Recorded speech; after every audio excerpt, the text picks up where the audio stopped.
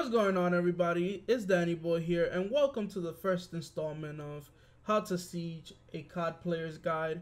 And basically, I'm going to be showing Call of Duty players basically what to do when they're starting out in Rainbow Six Siege and give them a few tips. The first thing that I wanted to get started was with my controller. For my vertical and horizontal sensitivity, I keep those at 27. That's the sweet spot for me. And then my aim down sight, I moved it up to 60, and I kept my dead zone at 5%. The reason that I kept my dead zone at 5% is because I don't want there to be any off sync whenever I'm moving, so I just left it at the default 5% because that's the lowest you could go. And then for video, I took the VSync off. That's the only thing I switched in the video besides bringing the brightness up to like 70. And that's the only thing I switched on it. On my matchmaking preference, I took off hostage and the maps that I don't like, but those are to your preference, and that's what you choose what you want, because there's game modes that people like playing, like hostage and capture the area, but I don't like those, so I don't play them. For my audio settings, I kept my master volume at 100. I put my music volume at 0 because at the end of the round they like playing this climactic music towards the end, and I don't like that because it distracts me and I could barely hear the footsteps and stuff like that. My dialogue, I have it at 70% because I still want to hear the announcer saying how many seconds are left, if someone reloaded, or sometimes I could hear the enemies while they're saying that they reloaded or they spotted someone. And last of all, voice chat, I left that at 100 because I don't see the difference. Voice chat is basically when your teammates are talking. And I mute most of my teammates when they have music playing in the background. For my controller, real quick, before I finish anything, I would like to say that I use the Xbox Elite controller. The reason I didn't go with a SCUF controller is because it makes no sense to buy two SCUF controllers for two different consoles. How you guys know I play on Xbox and I play on PS4. So what I recommend you do, instead of buying a SCUF controller, just buy an Xbox Elite controller and buy a Cronus Max. And whatever you activate your Xbox controls for the paddles, it stays on there on the controller, so you could go and activate it for your Xbox, or go to your friend's house and activate it on their Xbox, and then go to your house and connect it, and it'll be the same controls. But for playing with the Xbox Elite controller, you do need a Cronus, which I will be doing a review on later.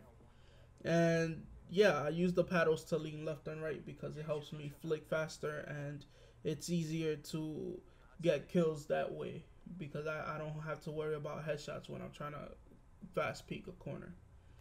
Lastly, I wanted to talk to you guys about the operators and which ones I would start off with, because I had trouble trying to decide which operators to buy and how would I buy them, and not how, but how which ones I should get first, basically. So the starting operators that I would recommend is for attacking is Ashe and Sophia. Now the reason that I say Ashe is because she's a 3-speed operator, so she's really fast, and she has a smaller hitbox than anybody else in the game, so it's really hard to hit her, and she moves fast. Next, her main weapon, her primary weapons are good, and her secondaries are awesome. Her pistol does 50 damage, her primary does like 39, so that's good. With only like 4 bullets, you could kill people, and it's an instant kill when you get a headshot. But the reason that I'm saying Ashe is because with her special equipment, which is the grenade launcher, you could destroy walls from a distance without having to need a breaching charge, and they also let you equip a flash grenade. The second operator on attack that I recommend you buy is Sophia. The reason that I picked Sophia is because she's basically Ashe 2.0, just a little bit slower. And she's a little bit more overpowered than Ashe if you think about it, because her grenade launcher could launch impact grenades, so it could destroy walls, the same as Ashe, is only a little bit smaller. And she has concussion grenades. And then after that, in her equipment, you can also place down breaching charge if you want to, or claymores. I use claymores most of the time. And then her primary weapon, the LMG and her assault rifles, have virtually no recoil, so it's like as long as you can manage a recoil, you should be getting headshots like it's nothing. And that's the reason that I chose those two. Basically, that they're the easiest to control, and the gadgets are the easiest to understand.